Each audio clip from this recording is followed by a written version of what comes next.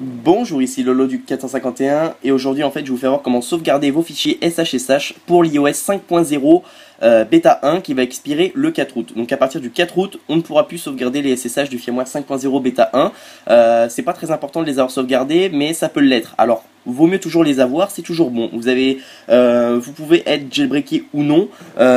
Pour les iPad 2, une annonce aux possesseurs d'iPad 2 très important, sauvegarder les fichiers SHSH du firmware 4.3.3 si vous souhaitez jailbreaker un jour votre appareil ou si vous souhaitez conserver le jailbreak de votre appareil.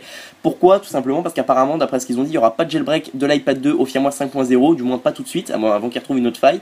Le jailbreak, normalement, il devrait bientôt sortir pour l'iPad 2 au firmware 4.3, enfin donc 4.3, 4.3.1, 4.3.2 et 4.3.3. Tout simplement. Donc tout ce que vous avez à faire, c'est aller sur n'importe quel moteur de recherche, puis vous allez taper dans Google The Firmware Umbrella, THE Firmware Umbrella, UMBRE 2LA.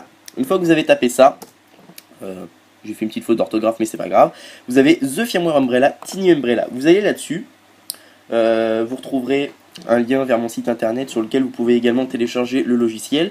Puis là on va aller télécharger le logiciel Tiny Umbrella. Donc là dans la marge ici, vous avez Tiny Umbrella OS X et Tiny Umbrella Windows. Donc selon votre système d'exploitation, dépendamment de votre système d'exploitation, vous cliquez dessus, puis vous le téléchargez. Une fois que vous l'avez téléchargé, vous allez avoir ce logo là qui va apparaître. Donc c'est un petit parapluie avec écrit SHSH. Tout ce que vous avez à faire, c'est on va le lancer, puis vous faites exécuter. Ça se peut que vous ayez un message qui va vous dire voulez-vous autoriser l'accès réseau, etc. Vous cliquez sur oui, impérativement. Alors là, ça va vous faire une bande noire comme ça, puis ça va commencer à lancer le logiciel. Pour pouvoir le lancer, il faut absolument être connecté à Internet. Donc, que votre iPhone soit jailbreaké ou non, vous le connectez à votre appareil, donc à votre ordinateur, pardon. Là, vous allez avoir un message comme ça. Le message, il vous dit comme quoi que le logiciel, il est pas capable de protéger la passe-bande si vous upgradez au firmware 5.0. Fait que ça, on s'en fout. Tout ce que vous avez à faire, c'est que je vais juste descendre un petit peu le logiciel pour qu'on voit mieux. Alors, tout simplement, une fois que vous avez connecté votre appareil, en haut, là, vous allez avoir Connected Device. Vous cliquez sur votre appareil, puis là, normalement, vous voyez tous les fichiers SHSH qui sont sauvegardés pour votre appareil. Normalement, vous n'en avez pas.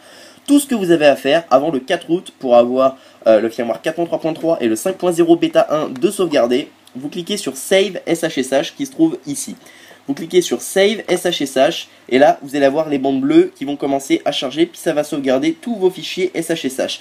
Si ça ne marche pas et que vous n'en avez pas, il faut tout simplement, que pour sauvegarder l'iOS 5.0 bêta 1, faut aller dans Avanced ici, puis il faut décocher la case Request SHSH from Cydia. Pour le 4.3.3, faut aussi le décocher, fait que vous décochez la case dans tous les cas. Parce que, pourquoi? Tout simplement parce que si vous n'êtes pas jailbreaké, votre appareil il n'est pas enregistré sur le serveur de Soric, donc il ne peut pas chercher votre fichier SHSH sur le serveur de Cydia, c'est important, il va le chercher chez Apple. Donc vous décochez cette case là, vous cliquez sur Apply Change en bas, puis vous faites Cancel.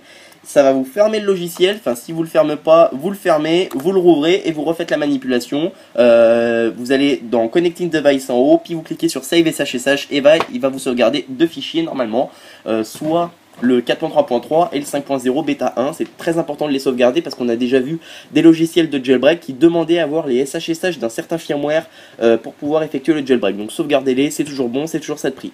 Je vous remercie de m'avoir suivi, n'oubliez pas de cliquer sur s'inscrire en haut, de s'abonner pour vous abonner à ma chaîne de YouTube, ce qui vous permettra de recevoir toutes les prochaines vidéos que je vais faire sur l'iPhone, iPod Touch et iPad. Vous pouvez également visiter mon site internet jailbreakdevice.com, ce qui vous permettra de vous tenir informé de toute l'actualité en matière de jailbreak. Donc c'est ça, je vous remercie de m'avoir suivi, c'était Lolo du 451 et à bientôt pour une prochaine vidéo.